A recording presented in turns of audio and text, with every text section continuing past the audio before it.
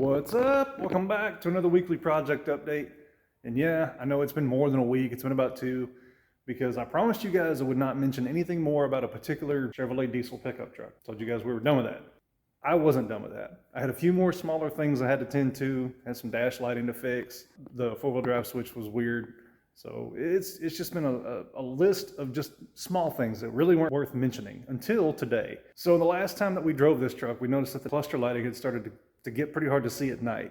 And if you guys remember from way back when we did the eJart Elite, we did a whole bunch of other things. We went ahead and changed the backlighting to like a purplish, almost violet sort of backlight. It was really cool until it wasn't. Long story short, I don't know if it really matters or not.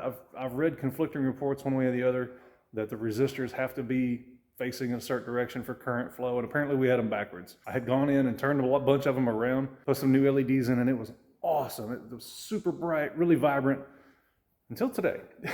I drove home, everything was great, and then I jumped back in the truck to come over here to Eric's because I had some more work to do on the trailer, which I'll get to that in a minute. And I could smell like hot electric burning wire sort of smell. I was getting that. I couldn't figure out why. But the high beam indicator was on and the truck wasn't running. So I was like, what gives? One of the LED resistors right here to the right side of the speedometer stepper motor, it's hard to see because the light's weird in here and you get a glare, but apparently the power lead off the LED was touching that framing right there. And as you can see, it melted the LED, it burnt the side of the stepper motor. It kind of singed the acrylic that goes over the cluster. It singed the outer surround. Luckily the dash face and the outer shell were saved. They weren't hurt at all.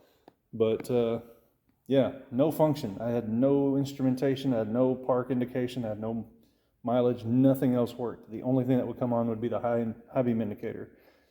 Nothing else worked. So this board is cooked. And if you turn it over, let's see if I can get it up here where you guys can see it.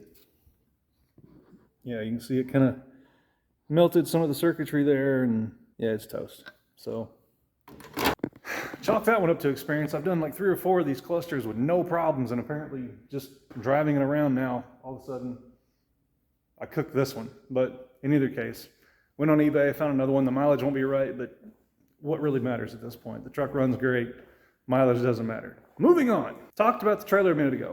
Been trying to get this thing tuned up, kind of sort of ready to go into action, repacking wheel bearings, checking the brakes, and it's a good thing that I did because it might be hard to see, but this thing, yeah, it was overdue for brakes, which would explain why the last, 10, 12 times I've hooked onto it.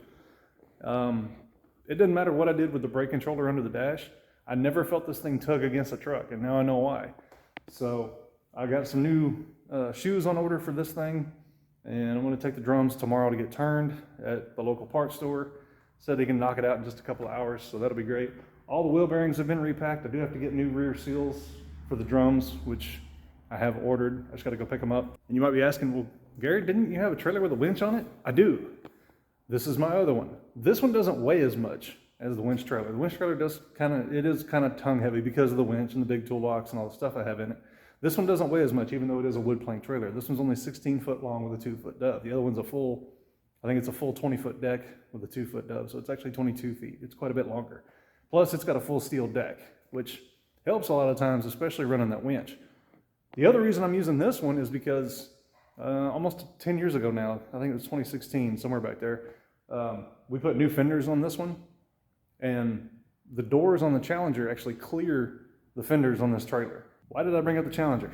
I'm so glad you asked. You guys ask really good questions. So when I was in North Carolina this past September for our anniversary, I drove the Challenger for a day or two, and the clutch felt weird. It didn't feel like it did the year before when we took the car out there. It took quite a bit more clutch pedal travel to get it to engage fully, which didn't give me the good feeling.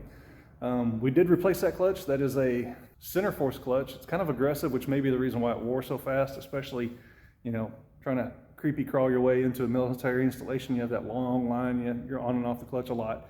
Probably wore it down way before its time. So yeah, it'll be time to put another clutch in that car. The last thing I want is for us to get halfway across the country, stop for gas, fire the car back up, put it in gear, let the clutch out, and it doesn't move. So to alleviate all that, I'm just gonna run out there with this trailer, behind the gold truck, throw the Challenger on it, strap it down, and come back to Texas. That's what we're working on, along with all the water piping and sewer and all that junk. So you know what we're up to. Tell us what you're up to. Keep us posted, and we'll see you soon.